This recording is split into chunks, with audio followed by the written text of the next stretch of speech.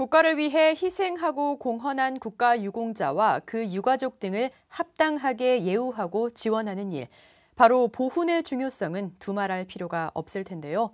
보훈 분야에서 2021년 달라지는 정책에 대해 살펴보겠습니다. 문현구 기자입니다. 국가보훈처의 2021년 달라지는 정책은 나라를 위해 헌신한 국가 유공자들을 위한 국가 책임 강화로 모아집니다. 국가 유공자들의 공헌을 높이기 위해 보상금과 수당을 높이고 의료복지 서비스 개선에도 힘쓸 계획입니다. 또 국가 유공자 안장과 사망 시 지원 강화, 선양 기념시설 건립 등도 추진됩니다. 크게 4개의 분야로 살펴보겠습니다.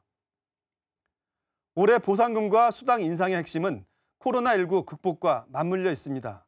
지난해 코로나19로 인해 어려움을 겪었을 보훈 가족들을 위해 올해 보상금은 기본 경제 지표보다 높여 3% 인상했습니다. 눈길을 끄는 부분은 전상 수당입니다. 6.25 전쟁, 베트남전 등 각종 전투 수행 중 다친 전상 군경에게 지급하는 건데 지난해엔 매달 2만 3천 원이던 것이 올해는 9만 원으로 4배 가까이 오른 겁니다. 그 밖에 6.25 전몰 순직 군경 자녀 수당과 고엽제 수당도 각각 3%씩 올랐고 독립유공자 생활지원금은 10,000원 인상됐습니다. 보상금 인상을 통해 보훈 가족들이 현재 어려운 시기를 극복하길 바라는 마음이라는 것이 보훈처 설명입니다. 다음은 고령화되는 국가 유공자와 그 유가족들에 대한 의료 서비스 개선입니다. 보훈처는 올해부터 보훈병원과 위탁병원을 방문한 국가 유공자와 유가족, 본인 부담 진료비 지원을 위해 6천억 원대의 예산을 편성했습니다. 의료와 재활, 요양 등 시설 환경 개선도 속도를 냅니다. 올해 재활센터 3곳과 보훈요양원 1곳이 신설됩니다. 또 이동이 힘든 상위 국가 유공자를 비롯해 5.18 민주화운동 부상자들의 편의를 돕기 위해 제공되는 교통시설 이용 서비스도 개선됩니다.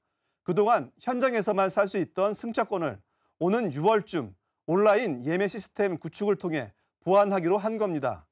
교통복지카드 한 장으로 전국 모든 시내버스와 지하철을 이용할 수 있는 제도는 올해 준비를 거쳐 내년 시행을 목표로 하고 있습니다. 안장시설 확충도 살필 대목입니다. 올해 11월엔 1만 기 규모로 제주 국립묘지가 문을 엽니다. 생계 곤란을 겪는 고령의 국가 유공자 장례 문제도 보완책을 마련했는데 지금까진 기초수급자 가운데 생계급여자에게만 국가 유공자 장례 지원이 이루어지던 것이 이제는 모든 기초수급자로 대상을 넓혔습니다. 국가 유공자 헌신을 모든 국민이 기억하기 위한 선양 사업도 확대됩니다. 올해부턴 국가 유공자 명패 달아드리기 사업 대상이 국가 유공자 본인뿐만 아니라 그 유족까지 확대했습니다. 독립호국 기념시설도 국내외 곳곳에 세워집니다.